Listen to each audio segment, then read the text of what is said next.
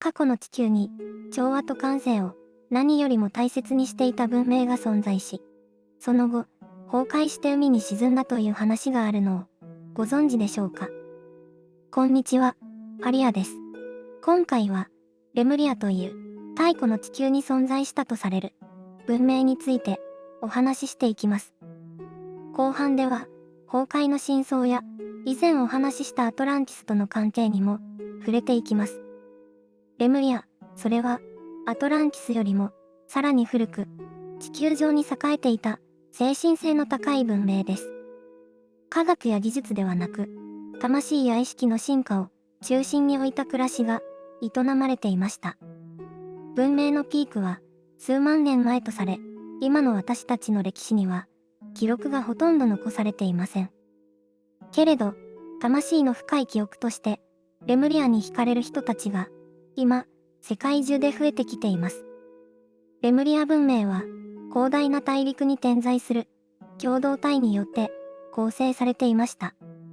それぞれの地域が独自に存在しながらも、全体としては調和と共鳴によってつながっていました。レムリア人にとって最も大切だったのはつながりです。自然とのつながり、魂とのつながり、他者とのつながり、宇宙とのつながり、そのどれもが彼らにとって日常の一部でした。テクノロジーによる効率化よりも感性とエネルギーによる共振が優先されていた世界です。レムリアでは自然が教師でした。木々や水、風、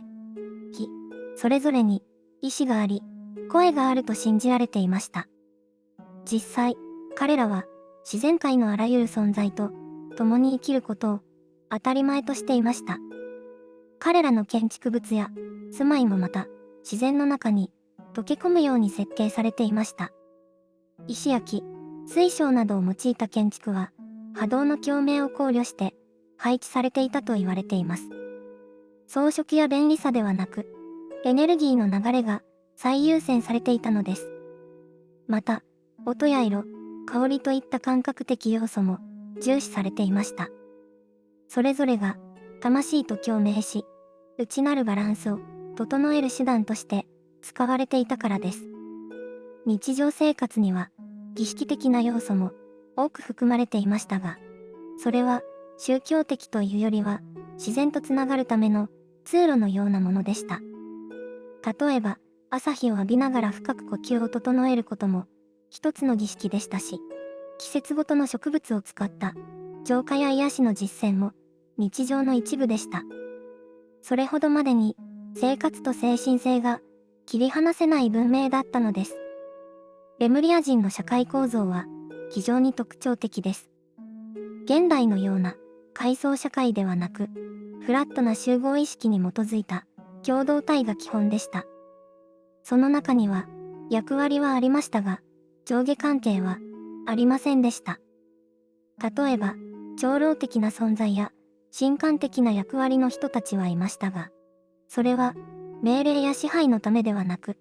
エネルギーの調整と調和のために存在していました。魂の成熟度に応じて、自然とそのような役割が割り当てられる。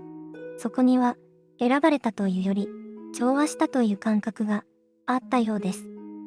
レムリアの中には、いくつかの神殿が存在していました。それらは、工事の存在や宇宙意識とのつながりを保つための場であり、巫女のような存在が祈りを捧げていました。特に神殿には、女性的なエネルギーが多く使われていたと言われます。これは、レムリア自体が女性性の文明であったからです。需要、育み、共感、循環、そうしたエネルギーが社会全体に行き渡っていました。レムリアにおける教育もまたユニークでした。知識の詰め込みや訓練ではなく、魂の記憶を思い出すことが教育の目的でした。子供たちは自然の中で過ごしながらエネルギーの読み方や波動の感じ方を体験的に学びます。そして大人になっても常に内なる感覚と対話しながら生きることが奨励されていました。生きること自体が魂の旅であり、毎日が学びだったのです。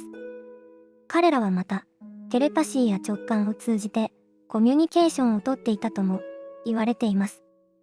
言葉というより、意識の波動を交換するという感覚です。そのため、言葉による誤解が少なく、互いの本質と深くつながりながら、暮らしていました。レムリアには、貨幣も存在しませんでした。交換や分かち合いの精神が、社会の基盤だったため、経済活動というよりは、循環が中心だったのです。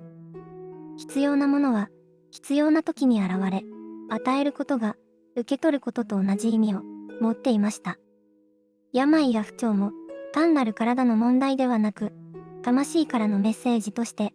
理解されていました。治療は修理ではなく、調律のようなものでした。水、音、光、植物、クリスタル、それらが本来持っている周波数を活用し、肉体だけでなく、魂を癒していく技術が存在していたのです。このように、レムリアは、現代の私たちが文明と呼ぶものとは全く違うあり方をしていました。より精神的で、よりエネルギー的で、より魂に根ざした暮らし。それが彼らにとっての当たり前だったのです。けれども、レムリアの文明は、ある時、静かに崩壊の兆しを見せ始めました。それは、戦争や侵略といった外側からの力ではなく、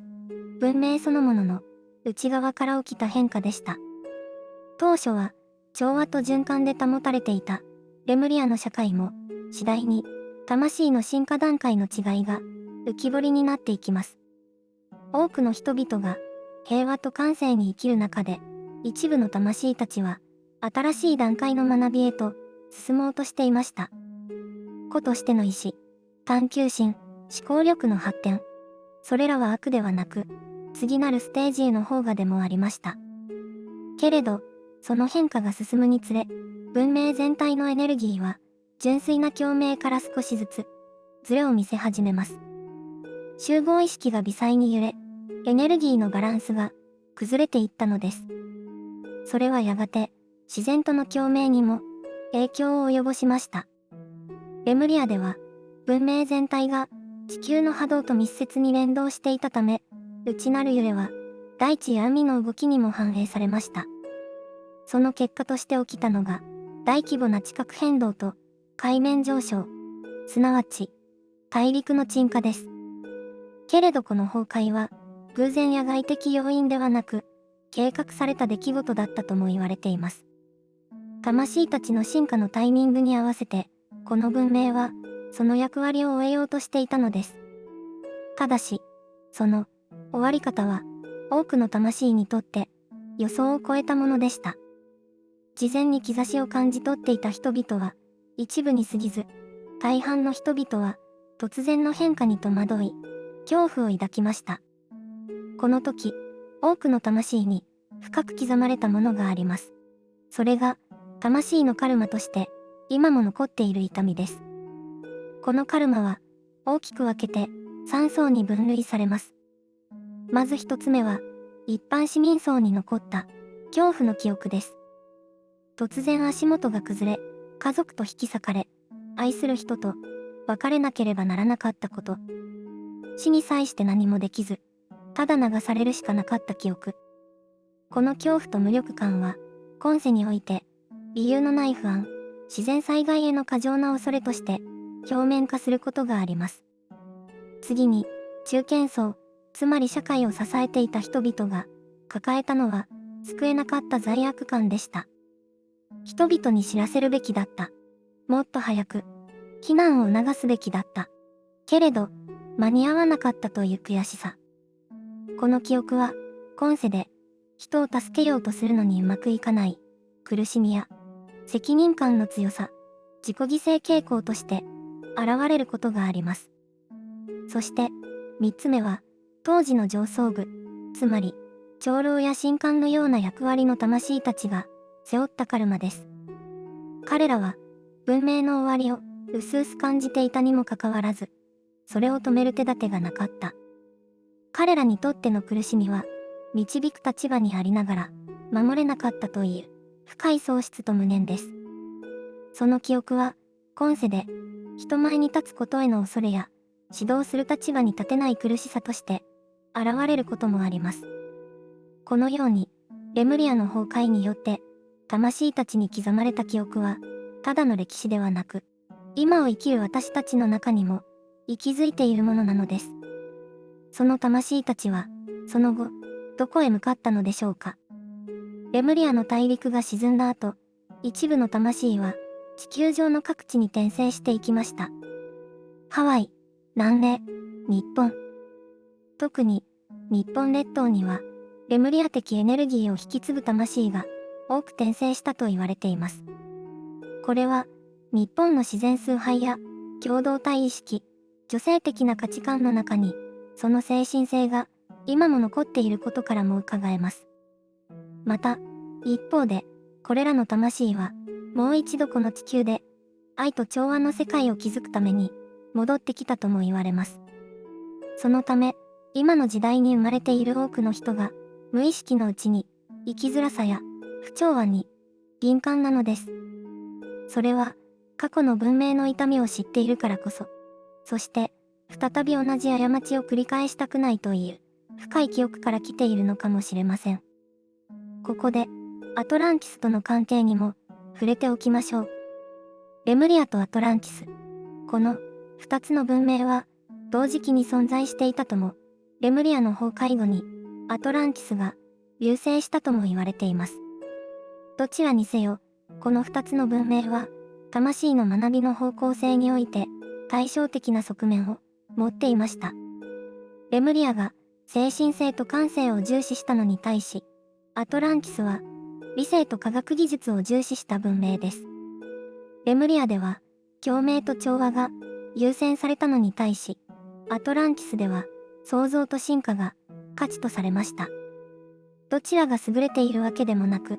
どちらも魂の進化のために必要なプロセスだったのです。ただし、アトランティスもまた、その方向性を極端に突き進めた結果、やがて崩壊を迎えます。こうして、レムリアとアトランティスという二つの文明が記憶として刻まれた地球において、私たちは第三の選択を迫られています。それは、感性と理性の統合、精神性と物質性のバランス、